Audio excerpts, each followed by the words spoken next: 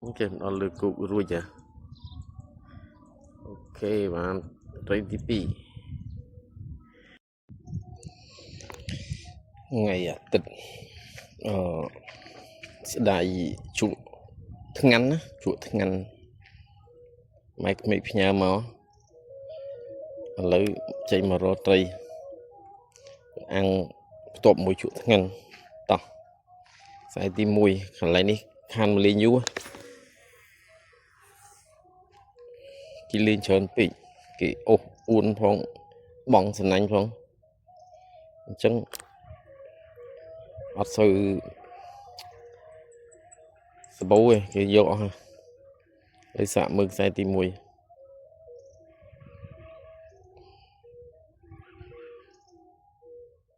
ស្ងាត់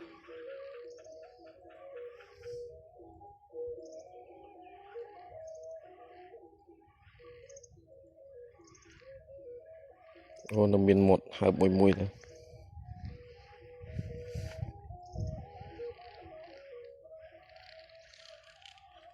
ខ្សែទី1នុយដែក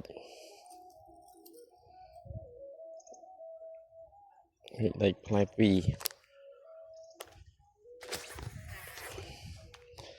មិនឈើទៀតតោះចេះទប់ស្ពូលទេកញ្ញាញ់ហើយ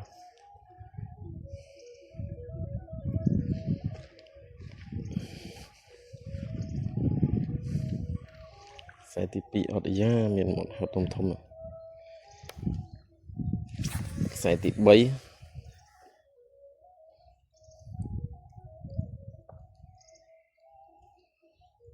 យនុយធ្លាក់ដល់បាត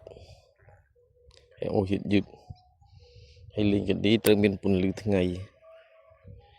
បានវាមើលនុយឃើញ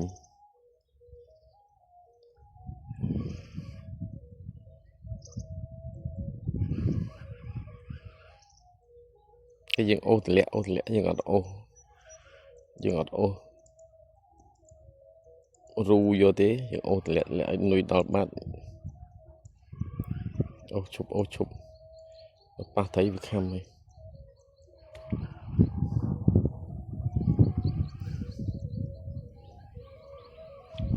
មានអារម្មណ៍ថាអូសមកនុយអ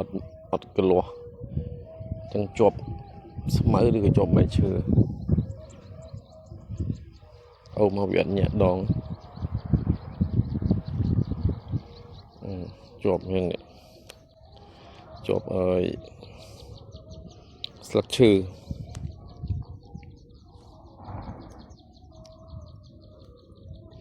ខ្សែទី3អំបិលតោះខ្សែទី4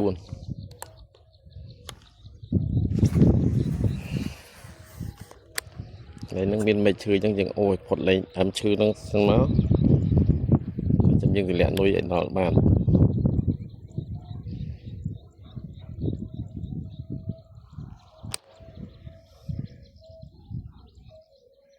ពេលនុយដល់ដីហើយ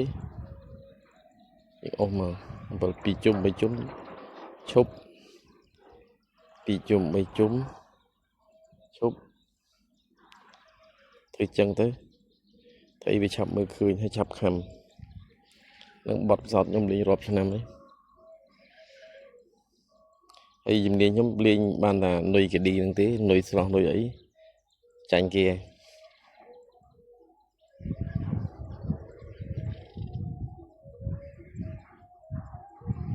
ចាំសម្រាប់លទ្ធផលល្ងាចសម្រាប់មែកឈើ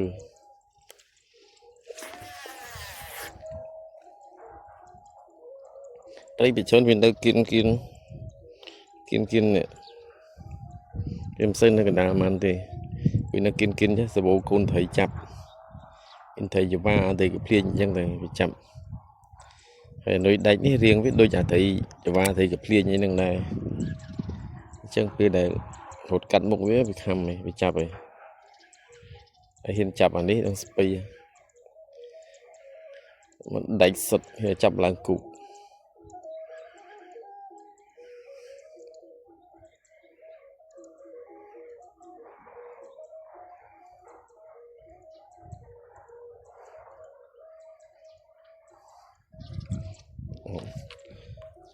ជាប់ស្លឹកឈើនេះម្ដង